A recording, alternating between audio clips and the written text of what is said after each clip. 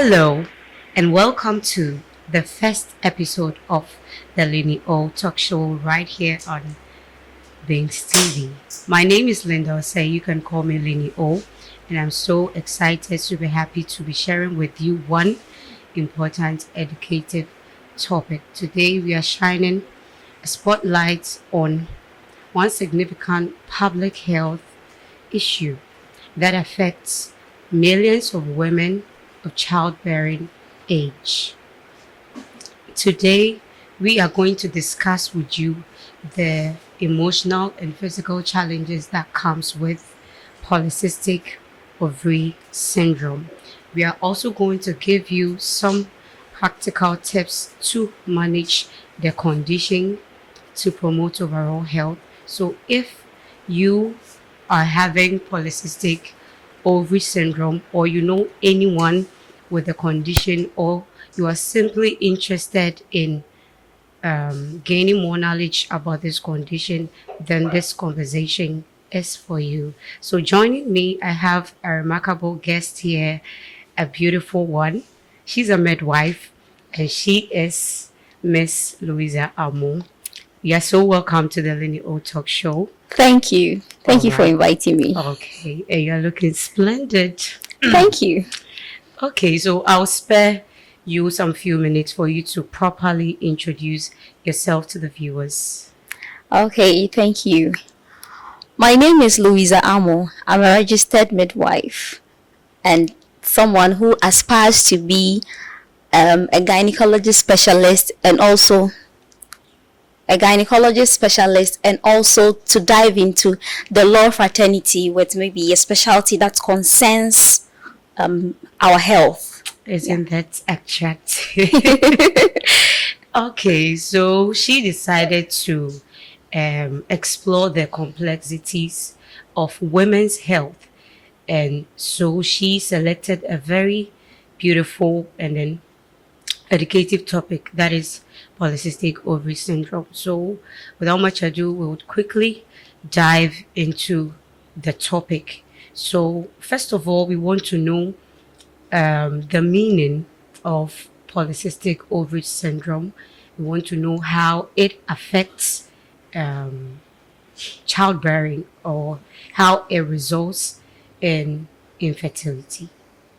Okay, so polycystic ovarian syndrome, in essence, is a dysfunction that has to do with our ovaries. Okay. Like as women, it has to do with our ovaries with cardinal features like hyperandrogenism and then polycystic morphology of the ovaries, and then a host of complex metabolic issues. So I'll break it down because I understand not everybody listening to us today is medical. Okay, so polycystic ovarian syndrome, when we say it's an ovulation dysfunction, meaning that as women, before you are able to fertilize or before you are able to get pregnant, you have to ovulate. Okay. I know some of us have heard of ovulation before. Yes. Right. Yes, something like that. And so the ovums are the ones that they release the ovaries so that when it meets a sperm, it can fertilize and become a baby. Now, this syndrome we are talking about attacks mostly the ovaries. And then when it attacks the ovaries, it causes a whole lot of problem. Some people experience anovulation. They don't ovulate at all. Okay. Some people ovulate, but the process does not end into a matured ovum, and then it cuts. Some people experience scanty menstruation, which we call oligomenorrhea. Right. Other people too, they experience menorrhagia, that's like heavy menstruation. It's caused a whole lot of problems. So it's like a complex thing that it's with us, it's within our society, but as a we and so and most of the times because we overlook it, it's results into infertility, and then it's disturbs women a lot. So today we want to throw a little bit of shine on the topic to create awareness, because some of the clinical features are very minimal. Sometimes when you're careful, you overlook them. Yeah, so today we want to. It's interesting how I found out that 70% of women remain undiagnosed. And Yes. then we just have about 8 to 13% with the condition. So many people are living with it, but they are not aware Yes. of That's true. the consequences. So I would want you to talk more about the cardinal signs, the symptoms, how we are going to know that, oh, we have such a condition with us, even before we get to the hospital to be diagnosed of that condition. Can we Okay, help us with so that? before I dive into the cardinal signs, let me revise and refresh our minds on how we ovulate, the hormonal wahala that goes on in our bodies Okay. before Right. ovulation actually takes place. So we have something in the brain we call hypothalamus. Okay. It controls a lot of activities in our body. So my science students and nurses, midwives, doctors will understand. So before we ovulate as women, the hypothalamus has to release a hormone that we call gonadotrophic releasing hormone. Okay. Now this gonadotropin releasing hormone will stimulate the pituitary gland. So my science students and my nurses, I hope you are with me. Yes. So when the hormone triggers the pituitary gland will release two cardinal hormones. Okay. That's the luteinizing hormone and the follicle stimulating hormone. Okay. Now, the work of the luteinizing hormone is to trigger the process, and then the follicle stimulating hormone will make sure that the egg you are about to release is matured enough to actually fertilize and become a baby. All right. Yes, I don't want to dive into the technical aspect, so let's just say it like that. Yes, so these two hormones will go and work on the ovaries, and then the ovulation process will start. So the whole problem is when this process that I've described right now is interrupted. Okay. When this process is interrupted, it brings us a whole lot of problems and a whole lot of signs. But as you said, about the cardinal features, one is hyperandrogenism. Okay. So we have a hormone in the body called androgen. Now this androgen is mainly a male hormone, but it's also present in females. That's how God made it. Now the androgens produced by our ovaries, the androgen is actually produced by our ovaries. It is converted into estrogen. Estrogen is a female hormone. Androgen is a male hormone. Estrogen is a female hormone. Okay. Yes.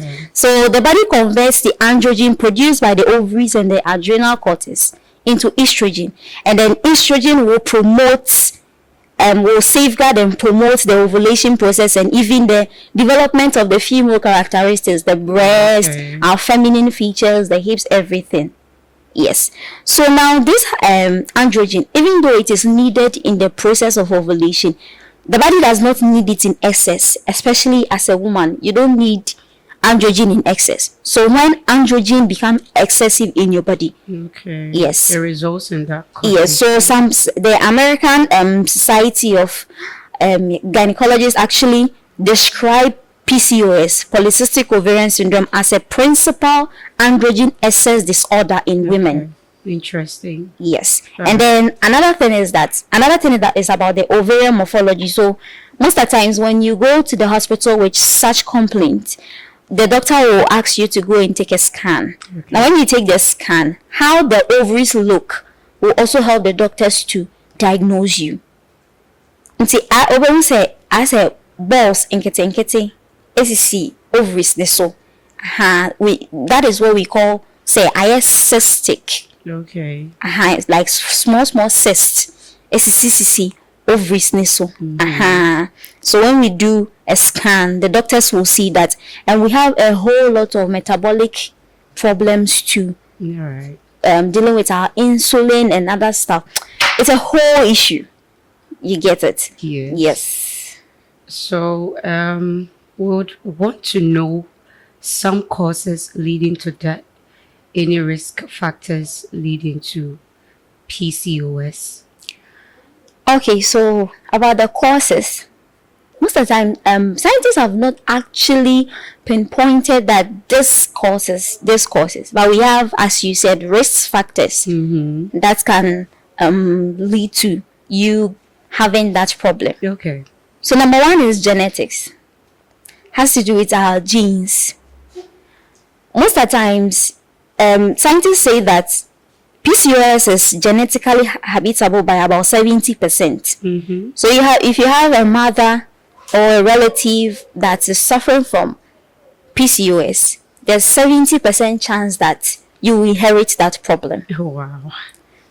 Okay. Yes. And then it has to do with our chromosomes, the X-linked chromosomes, and we know the X-linked chromosomes are in women. Okay. Yes, so it has to do with the chromosomes. And so if your relative or anybody has the condition, there's 70% chance that you can get some. Have it. Yes. Yeah.